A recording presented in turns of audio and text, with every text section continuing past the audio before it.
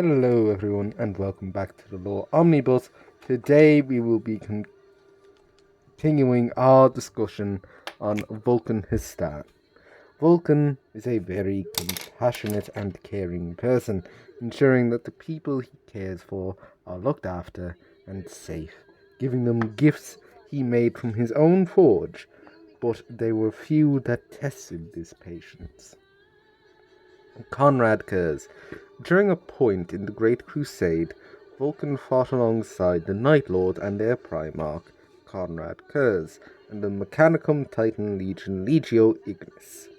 Unfortunately, it wasn't a peaceful pairing between the two Primarchs and their legions, as Vulkan and the Salamanders were enraged by the actions of Conrad Kurz and the Night Lords, as they killed an entire city of civilians just to enlist fear in the enemy, which resulted in a short but cold argument between the two Primarchs. And when the campaign reached its conclusion, Vulkan reported Conrad's behaviour to the War Master Horus and Rogel Dawn. Vulkan saw Dawn as a reliable warrior and a fellow protector of the common folk of the Imperium. It was this connection point that allowed the Forge Father and the Praetorian of Terra to work so fluidly together. It was Dawn's practical mind, alongside the steady hand of Rabute Gilman, that allowed someone as compassionate and kind as Vulkan to protect the people of the Imperium. Rabute Gilman. Rabute views Vulkan as a very affectionate and caring person, which in turn allows the Primarch of the Ultramarines to trust Vulkan. How Vulkan views Gilliman is very respectful for the other's organization, command, and order he brings to the chaos of the Imperium. Sanguinius. Vulkan saw Sanguinius as a favorable brother because the Primarch of the Blood Angels held the same view of the normal people of the Imperium as Vulkan did. Leman Russ. Vulkan and Leman were two monsters on the battlefield, one having the nickname of the Emperor's Dragon, while the other was the Wolf King, but their differences were just as vast. Unlike his brother, Vulkan cooled his anger when not on the battlefield and helped civilians find their scattered belongings and family. Horus. Vulkan, like his other brothers, loved Horus deeply, even making the hammer Dawnbreaker originally for him. But something in Vulkan told him to stay his hand in giving the hammer to his brother, and instead use it himself. Ferrus Manus. They were brothers not only by the blood of the Emperor, but of the Forge. It was Vulkan who gave the idea of the Iron Warrior's motto, "The flesh is weak, and the iron endures." But Vulkan is quoted as saying, "The flesh is weak, but deeds endure." The Horus Heresy. The heresy started because the War Master, Horus, fell to the four Chaos Gods, Tzeentch, Khorne, Nurgle, and Slaanesh. The gods in the warp promised Horus power beyond what the Emperor could give him. They also promised an endless crusade, allowing the War Master to continue conquering planets. When Horus fell to chaos, he took some of his brothers with him, and those left had no idea who was traitor and who was loyalist. The legions who were in open revolt against the Emperor were the sons of Horus, the Death Guard, the Night Lords, and the Emperor's children. The Drop Site Massacre of Istvan V. The Drop Site Massacre happened because Ferrus Manus was outraged that Vulgrim had sided with Horus, because the two were quite close as brothers, and because Fulgrim fell to chaos, Ferrus Manus wanted to kill him personally. After the Salamanders, Raven Guard, Iron Hands, and the Iron Warriors deployed to attack the open traitor legions, the sons of Horus, the Death Guard, and the Night Lords and the Emperor's children, the battle between the loyalists and traitors was taxing on both sides.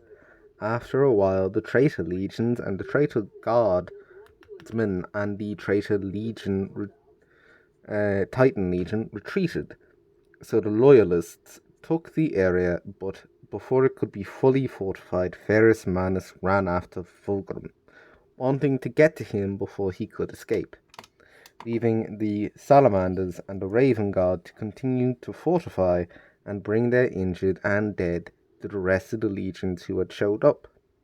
As the Salamanders, Vulkan, Corvus, and the Raven Guard approached the apparent loyalist reserves, but this was a lie.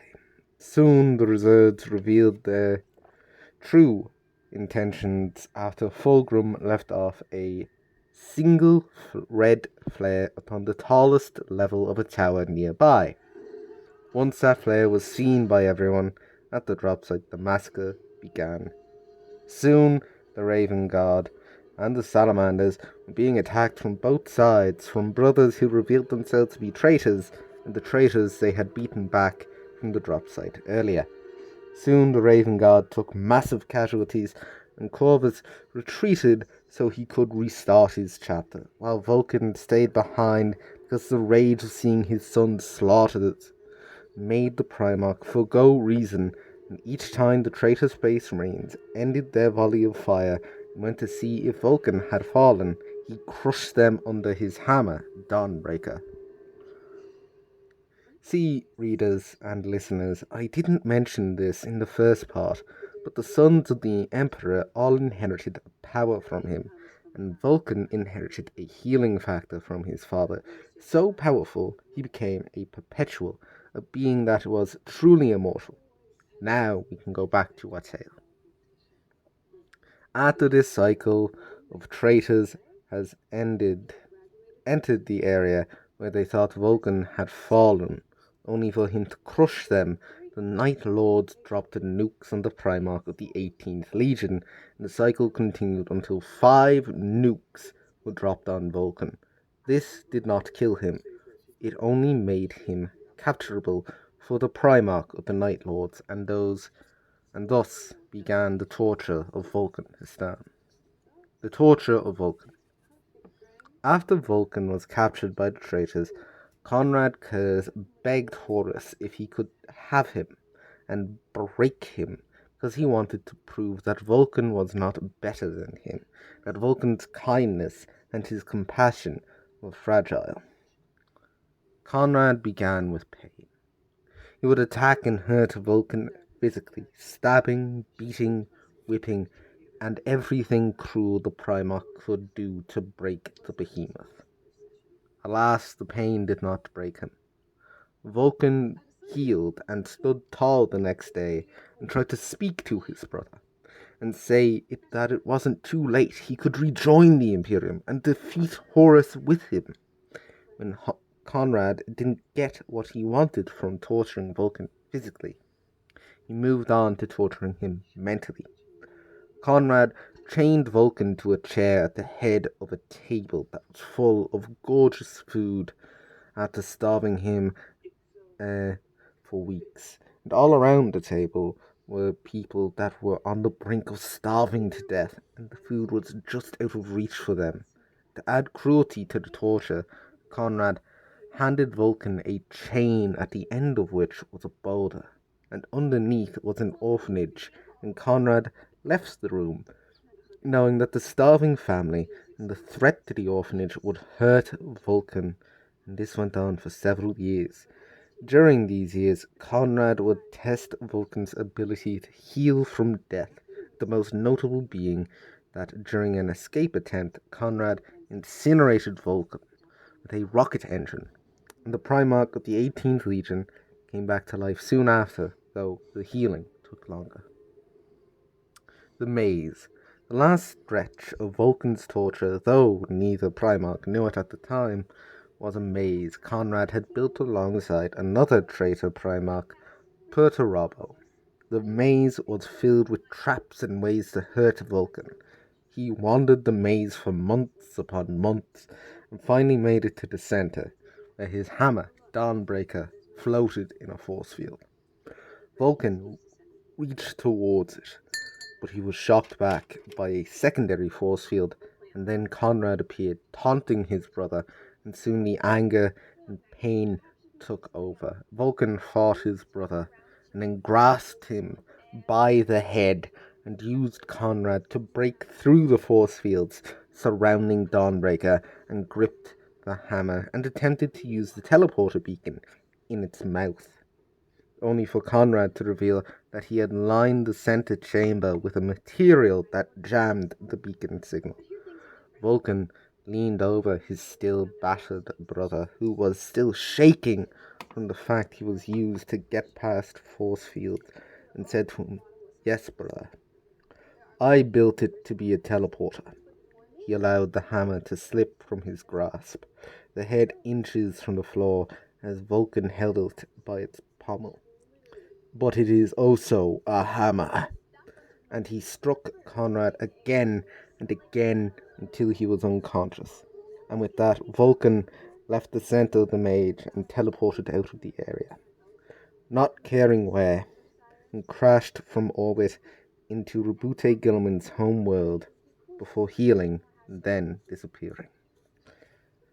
Well, readers and listeners, that is the end of Vulkan's tale. Join me next week where we will discuss my own lore. Thank you for listening. This has been The Librarian in the Lore Omnibus, and please go subscribe to Red Hoodie Productions, as they have been a massive help on this video. Goodbye, stay safe, and remember, listeners, the law is always out there.